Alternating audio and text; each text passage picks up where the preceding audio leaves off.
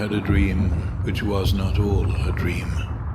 The bright sun was extinguished and the stars did wander darkling in the eternal space, rayless and pathless, and the icy earth swung blind and blackening in the moonless air. Morn came and went and came, and brought no day.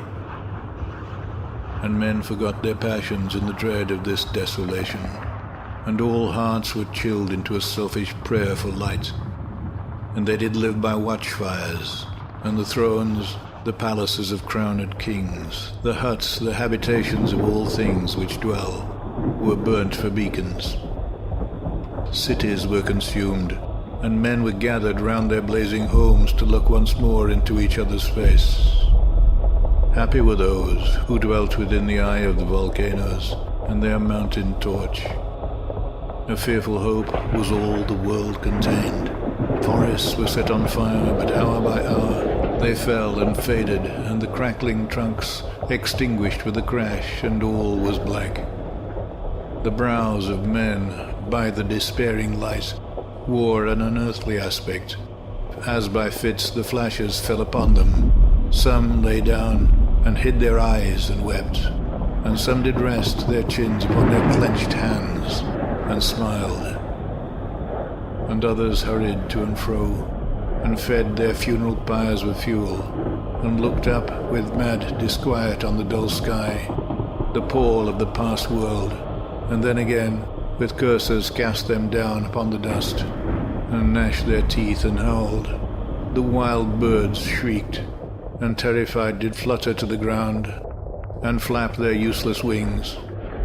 The wildest brutes came tame and tremulous, and vipers crawled and twined themselves among the multitude, hissing but stingless.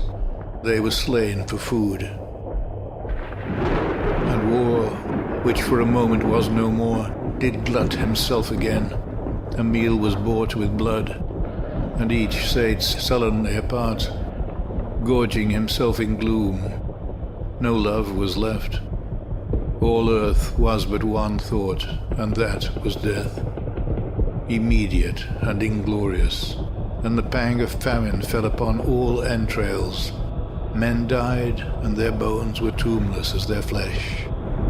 The meager by the meeker were devoured, and even dogs assailed their masters, all save one, and he was faithful to a corpse, and kept the birds and beasts and famished men at bay, till hunger clung them, or the dropping dead lured their lank jaws.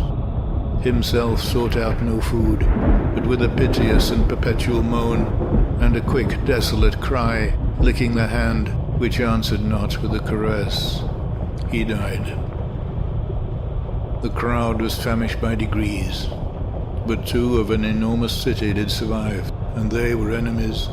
They met beside the dying embers of an altar place, where had been heaped a mass of holy things, for an unholy usage.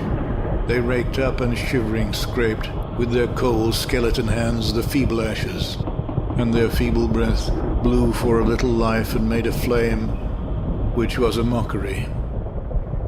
Then they lifted up their eyes as it grew lighter, and each other's aspects saw, and shrieked, and died, beheld even of their mutual hideousness. They died, unknowing who he was, upon whose brow famine had written fiend. The world was void and populous, and powerful was a lump, seasonless, herbless, treeless, manless, lifeless, a lump of death, a chaos of hard clay. The rivers, lakes, and oceans stood still, and nothing stirred within their silent depths. Ships, sailorless, lay rotting on the sea, and their masts fell down piecemeal. As they dropped, they slept on the abyss without a surge. The waves were dead. The tides were in their grave.